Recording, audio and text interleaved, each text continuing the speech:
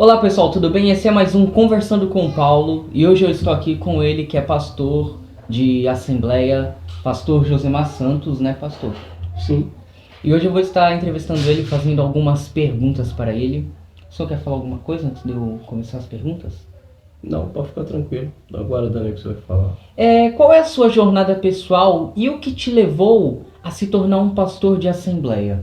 Bom, na realidade, já me converti no ano de 1997, período de agosto. E é assim, antes de ser um pastor, vem a jornada do aprendizado, né? Então nós ficamos alguns tempo na igreja. Hoje, no período de 2003, virei líder de mocidade, né? Isso é mais ou menos uma questão das assembleias, né? E quando chegou no período de 2006, eu cheguei a me tornar presbítero. Então, ao chegar ao pastorado, foi no ano de 2015 que me tornei pastor, vindo a unção do pastorado. Tá. Quais são os principais ensinamentos e crenças da Assembleia ou da congregação que você acredita ser essenciais para os membros e simpatizantes? Na realidade, é uma das doutrinas que muito foca nas assembleias, a questão da regeneração, da transformação da vida da pessoa, baseado na Bíblia, em João, no capítulo 20, verso 22, quando a Bíblia nos expressa que o Senhor soprou o Espírito, vai estar falando da doutrina da regeneração. É uma doutrina muito difundida dentro das assembleias para o desenvolvimento na vida do cristão, que é a chamada regeneração, viver uma nova vida em Cristo. Como você aborda a interpretação da Bíblia e a aplicação de seus ensinamentos na sua vida cotidiana e na vida dos membros? No viver diário, nada mais é. A Bíblia, ela é um livro que a gente precisa, é uma bússola para nós. Então, para mim, um dos livros preferidos para aprendizado, que é como um diário, todos os dias para mim, é o livro de Provérbios. Há uma passagem de Provérbios que eu acho muito interessante, no capítulo 4, que diz assim: adquire a sabedoria, adquire a inteligência, e não te esqueça, e não te aparte das palavras da minha boca. É assim que está falando, né, as Sagradas Escrituras. Então, a partir do momento que a gente começa a meditar, ela nos leva para a nossa vida cotidiana, se tornar bons cidadãos. Qual é a importância do culto e da adoração na congregação e como você incentiva os membros a se envolverem plenamente nesses aspectos?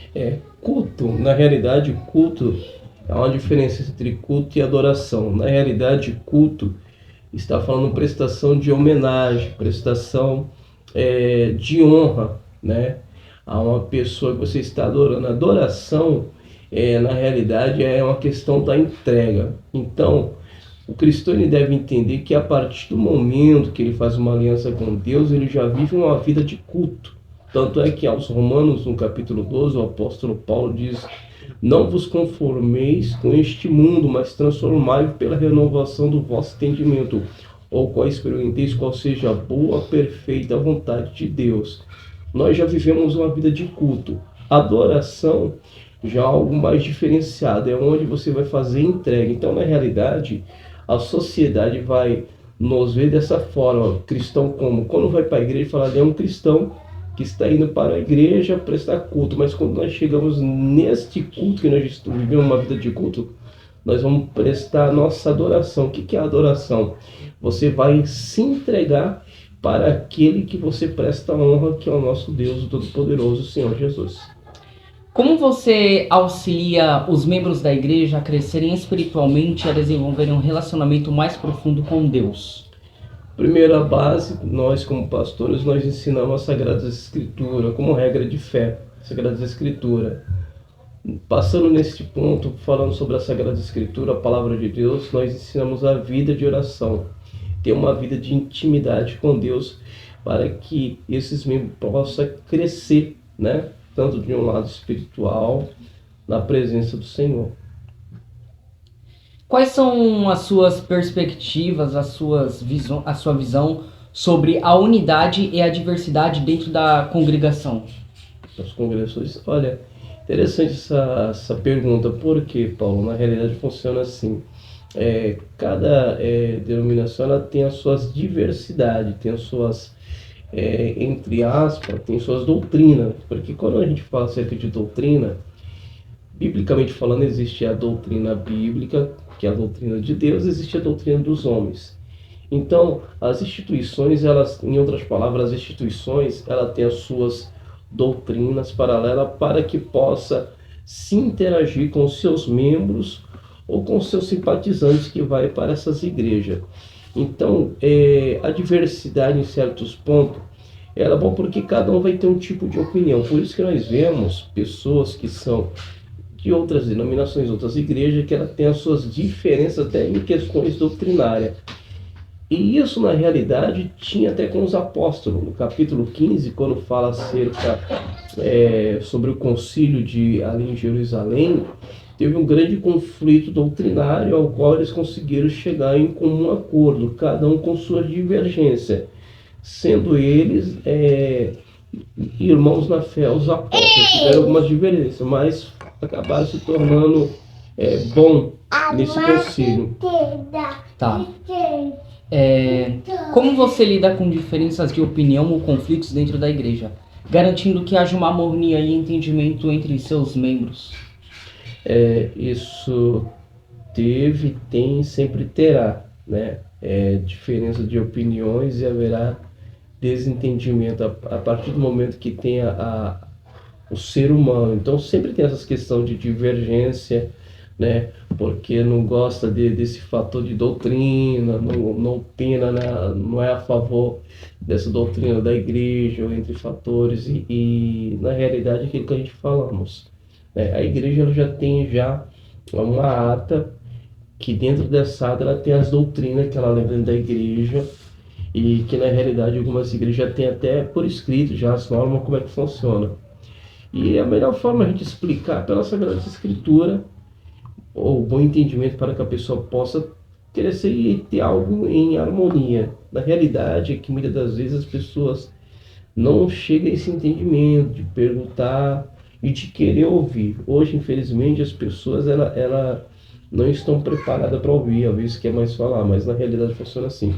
As igrejas ela tem suas diretrizes, não só a igreja, qualquer tipo de religiões, ela tem as suas normas, elas têm as suas atas, está garantido por lei, seja qualquer tipo de, seja igreja, seja qualquer tipo de religiões, está garantido por lei. Então, tem as atas, tem os conceitos doutrinários, mas muitas das vezes os membros em si nem perguntam, né? Seria bom que perguntasse, que aí pode tirar suas divergências de opiniões. Tá. E para acabar, qual o conselho que o senhor daria para quem quer ir para uma igreja? Como que a pessoa pode fazer? Para quem não sabe, quer iniciar. Quer iniciar, primeiro local, tem que uma igreja que ele se identifique. Hoje no Brasil, a igreja em si evangélica, né, ela cresceu e muito. Né, ela cresceu de forma avassaladora, e até os anos 80 era poucas igrejas, nós contávamos nos dedos, pastores, até os pastores antigos diziam, hoje em cada canto aí do nosso Brasil nós encontramos a igreja. O melhor ponto para a pessoa que está ouvindo a mensagem é o seguinte: você ir com a igreja que você se identifica. E você se identificando, se essa igreja leva a palavra de Deus, a doutrina bíblica, e através dessa igreja está havendo mudança de vida porque você está ouvindo a palavra como uma regra de fé, segue ela, porque está falando de Deus, está tendo mudança de vida, e você está sentindo diferença em sua vida, então fique nessa igreja. É a melhor indicação que eu posso anunciar. Não é só porque a igreja tem status, a igreja é bonitinha, não.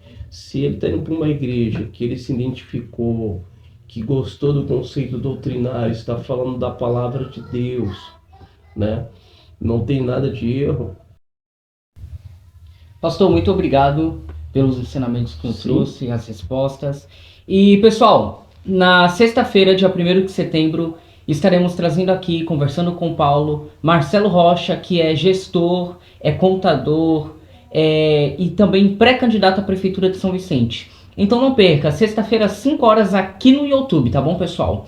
E o próximo empreendedor, político, pastor, escritor, pode ser você. Tchau, pessoal!